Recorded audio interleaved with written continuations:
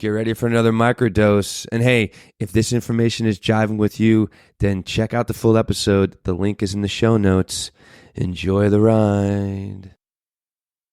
So the idea of whole grit actually comes from my work with children, and this whole, essentially even trying to balance my own parenting, like how to be a more whole parent, and how to provide a more whole education to my children. So I sort of found my daughter, who's now a high schooler. She's a sophomore, struggling with her grades. So essentially, because the whole education system is so centered around grades and getting your SAT scores and going to the right college, and I kind of heard from her school counselor that she's not like performing well, and I had seen her working hard and doing well in school. And during the process, we also this house actually we had a fire. So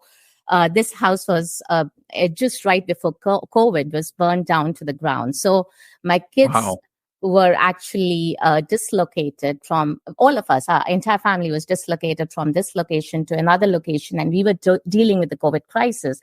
And obviously, I felt that the kid is going through so much emotionally, and that's sort of translating into her academic output. Whereas what the school is not, the part that the school is seeing is just her output, her achievement, and totally missing on the internal journey that she's going through. There I saw that there was grit there. She's working hard. She is trying to balance her inner life with the demands of a world that is just focusing on achievement. And that's when I sort of realized that there's a difference between how we define grit and how we define success in the world. Because for me, she's as successful as can be. She managed to, given her homeworks and do everything that she was expected of. It's just that she was just marked up. She was just a little away on the standards that the school was expected of her. And that's when I came with the concept of whole grit. That's one of the part of the stories, but also I've been working a lot with juveniles in detention center. And I also work with people who have addictions. And that's where I realized that, these people are trying to have an inner journey with themselves, and they're trying to be better people. But we are not really, we need to reorient ourselves as a society to really define what grit is. So that's where the whole story just came from. Well, I'm going to quote your article here in a second, but it's interesting when you talk about your child not doing well at school. Right. Yeah. And what happens seemingly in American schools, and I was a product of this, and I think it's just gotten worse because the competition at a very young age. You're talking about college at like 13, 14, 15 years old and SAT scores. And, it seems like we've created a society of achievers, right? Or just like carrying a mindset of achievement and what that looks like instead of like well-adjusted human beings. Right, which is going to create a more well-adjusted society, And then what happens also? As a child, as a younger person who is just learning about this SEL, their emotional, and social learning. What happens when you don't achieve? That's then you get more guilt, you get anxious, you receive more shame or something like that, and that's really going to deeply hinder your ability to learn. But you say, so I think, the quality of grit seems to have been hijacked by overachievers, right? Defined by long hours, extreme tenacity, sacrifice, or kind of do whatever it takes mentality. In your Thrive article, you state, I quote you, what about empathy and compassion? What about kindness? What about the one who served food in the soup kitchen every Sunday? Is he not gritty?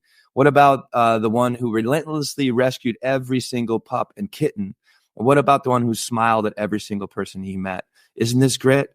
Isn't it all resilience? Not defined in terms of success, wealth, and status, but purely in terms of the one thing that matters, the human spirit. So, tell me a little bit more about what you mean by all this. around us, there are multiple human beings who are sort of doing one little thing every single day. Like, they're being resilient with their efforts. Like I said, like somebody who's rescued every single pup and every single kitten. I have a neighbor who has been for years now rescuing dogs who are sent to be euthanized. Now, I mean, what would you call that? Like, that's not really achievement in the way the world defines it, right? I mean, it's not.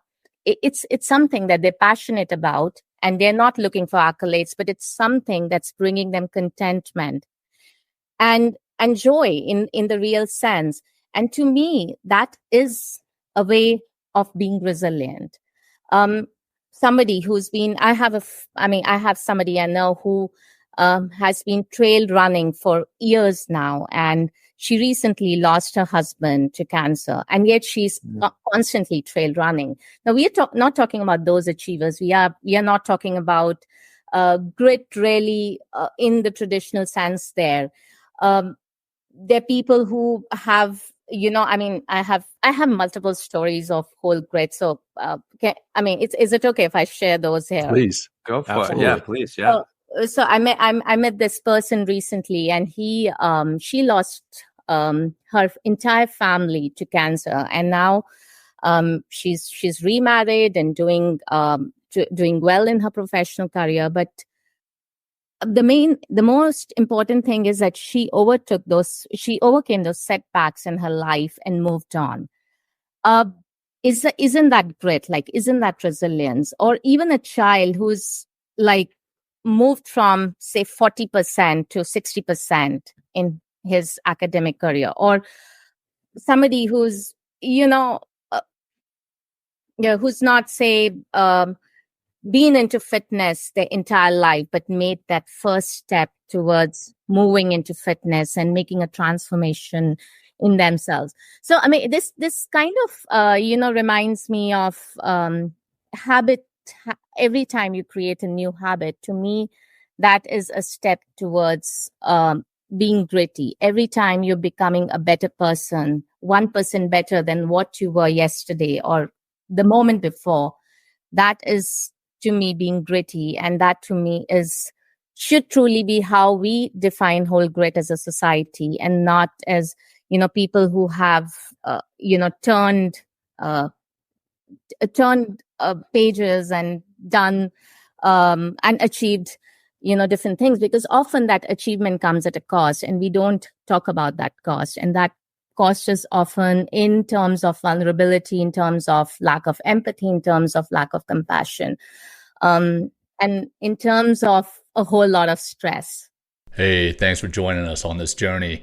Small doses lead to big changes. If you're vibing with this snippet, then take a listen to the full episode by clicking the link in the show notes. If you would like to plug in deeper to what we're doing, head to mentalkingmindfulness.com or text MTM to 33777. Until next time, peace.